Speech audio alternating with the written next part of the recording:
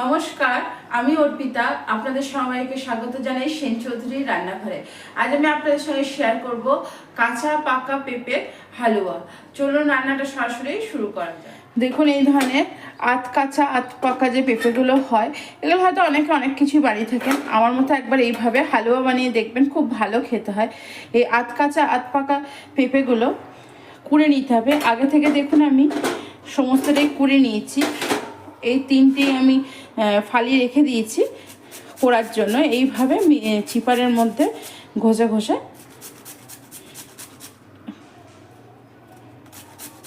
দেখুন, এইভাবে চিপারের মধ্যে ভালো করে ঘষে নিতে হবে। আর পেঁপেটা কিন্তু ভালো করে খোসা ছাড়িয়ে ধুয়ে নেবেন। ধোয়ার পর তারপরে স্লাইস করে এইভাবে কুড়ে নেবেন, মানে এইভাবে চিপারে ঘষে নেবেন। ঘষে নেওয়ার পর কিন্তু আর ধোবেন না, তাহলে কিন্তু হালুয়াটা ভালো হবে না। দেখুন, পেঁপেগুলো আমি কুড়ে নিয়েছি, কুড়ে নিয়ে এরকম হয়েছে একদম। দেখুন, পেঁপের হালুয়া বানানোর জন্য আমি কড়াইটা বসিয়ে দিয়েছি। কড়াইটা বসিয়ে দেওয়ার পর এখানে আমি 1 টেবিল স্পুন ঘি দিয়ে দিলাম। দেখুন, ঘিয়ের মধ্যে আমি দিয়ে দিচ্ছি বড় এলাচের অর্ধেক দানা। এই যে কালো এলাচের অর্ধেক দানা, যেটা আমি আপনার শিরে থেতো করে নিয়েছি, সেই দানাটা আমি এবার এর মধ্যে দিয়ে দিলাম। দিয়ে দেবো আমি কাজু কুচি, এখানে 1/2 টেবিল স্পুন কাজু কুচি আছে, কুচি করে ঘিয়ে হালকা ভেজে নিয়েছি। এবার আমি এখানে দিয়ে দেবো গ্রেট করে রাখা বা কুড়ে নেওয়া বা চিপারে ঘষে নেওয়া আধ কাঁচা আধ পাকা পেঁপে। দেখুন, ঘিয়ে পেঁপেটা দিয়ে আমি খুব ভালো করে এবার পেঁপেটাকে ঘিয়ের মধ্যে নেড়ে নেবো। দেখুন, গ্যাসের ফ্লেম বাড়িয়ে কমিয়ে আপনার এটা ঘিয়ের মধ্যে নাড়তে হবে। ঘিয়ের মধ্যে নাড়ার হচ্ছে এইভাবে কড়াইয়ের গায়ে আপনাকে ফেলে ফেলে ফেলে ফেলে দিতে হবে।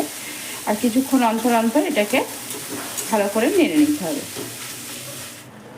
দেখুন, পেঁপেটা আমি একদম ভালো করে ঘিয়ে নেড়ে নিয়েছি। ঘিটা কিন্তু এবার আমার কি দেখুন পেঁপের থেকে বেরিয়ে আসছে ছেড়ে, আর জল না, এটা কিন্তু ঘি বেরিয়ে আসছে। কতটা ছিল আর কতটুকু হলো। আর এখানে কিন্তু আমি বড় বাটির 1 বাটি, আমার পেঁপেটা প্রায় সাইজ ছিল আপনার 500 গ্রাম মতো সাইজ ছিল। সেই পেঁপেটাতে আমি 1 টেবিল স্পুন ঘি ব্যবহার করেছি। আপনারা যদি এর থেকে বড় পেঁপে হয় তো আপনারা আপনাদের পরিমাণ অনুযায়ী কিন্তু ঘিটা ব্যবহার করবেন। দেখুন, পুরো কড়াই থেকে মন্ডটা একদম মন্ডের মতো হয়ে ছেড়ে চলে আসছে। এটা কিন্তু পুরোটাই ঘিটা। এবার আমি এর মধ্যে দিয়ে দেবো দুধ। দেখুন, এখানে আমি দুধটা আগের থেকে ঘন করে জাল দিয়ে রেখেছি, সেই দুধটা আস্তে আস্তে মিশিয়ে দেবো আমি। এখানে আমি দুধ দিলাম প্রায় 4 কাপে 1.5 কাপ দুধ দিলাম এখানে আমি। দেখুন, গ্যাসের ফ্লেমটা এবার বাড়িয়ে দেবো। প্রথমে কমিয়ে আমি দুধটা দিয়ে ভালো করে পেঁপেগুলোকে দুধের সঙ্গে এইভাবে ঘুরিয়ে ঘুরিয়ে মিশিয়ে দিয়ে এবার গ্যাসের ফ্লেমটা হালকা করে বাড়িয়ে দেবো। ফুটে উঠলেই কিন্তু আমি আবার কমিয়ে দেবো, যাতে পেঁপেটা খুব সুন্দর করে মেল্ট হয়ে যায় দুধের সঙ্গে। আর আপনারা চাইলে কিন্তু এখানে ডাইরেক্ট কাঁচা দুধও ব্যবহার করতে পারেন, কাঁচা দুধ দিয়েও ফোটাতে পারেন। আমি দুধটা আগে থেকে একটু জাল দিয়ে রেখেছিলাম, আপনারা সেটা নাও করতে পারেন। দেখুন, ফুটে উঠেছে। এবার আমি গ্যাসের ফ্লেমটা একটু কমিয়ে দেবো। যেগুলো আপনার আধ কাঁচা আধ পাকা, যেহেতু পেঁপে কিছুটা অংশ তো কাঁচাও আছে মনে করুন, সেগুলো একটু সেদ্ধ হতে দেবো।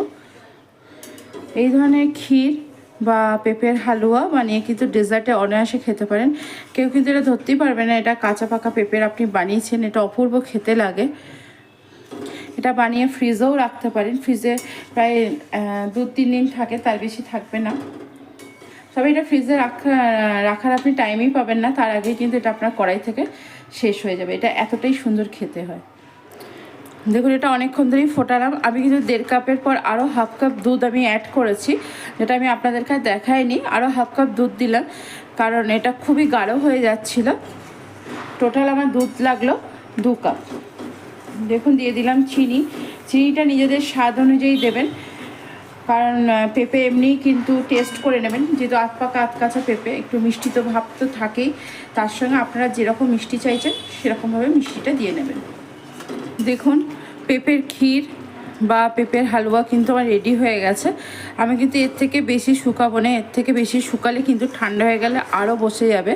এবার আমি গ্যাসের ফ্লেমটা অফ করে দেবো। অফ করে দিয়ে গরম কড়াইয়ে আমি বেশ কিছুক্ষণ রেখে দেবো। তারপরে আমি আপনাদেরকে পরিবেশন করে দেখাচ্ছি এটা কেমন দেখতে হয়েছে। দেখুন পেঁপের ক্ষীর বা পেঁপের হালুয়া দেখতে এরকমই হয়েছে, একদম এইভাবে। এটা কিন্তু এখন একটু হালকা গরম আছে, পুরোপুরি ঠান্ডা হয়নি, দেখতে পাচ্ছেন হাফ হচ্ছে হালকা হালকা। তো এটা কিন্তু গরম অবস্থায় পরিবেশন করবেন না, পুরো ঠান্ডা হয়ে যাবে তারপরেই কিন্তু এটা পরিবেশন করবেন। আর ওপর থেকে আমি একটুখানি কিশমিশ দিয়ে দিয়েছি গরম অবস্থাতেই। আজ আমি আপনাদের সঙ্গে শেয়ার করলাম আধ কাঁচা আধ পাকা পেঁপের ক্ষীর বা হালুয়া, যা খুব ভালো একটি ডেজার্ট। এটা কিন্তু খুবই ভালো খেতে হয়। এটা কিন্তু আপনি আপনার ঘরে আসা অতিথিদের বা নিজেরাও করে খেতে পারেন, খুব সুন্দর খেতে হয়। আশা করি আমার ভিডিওটি আপনাদের ভালো লেগেছে। যদি আমার ভিডিওটি আপনাদের ভালো লেগে থাকে অবশ্যই লাইক শেয়ার কমেন্টস করতে তো ভুলবেন না। চ্যানেলটিকে অবশ্যই করে সাবস্ক্রাইব করবেন, চ্যানেলটিকে সাবস্ক্রাইব করে আমার পাশে থাকবেন। আজ এখানেই, ভালো থাকবেন, সুস্থ থাকবেন, আনন্দ থাকবেন, অনেক অনেক শুভ থাকবেন।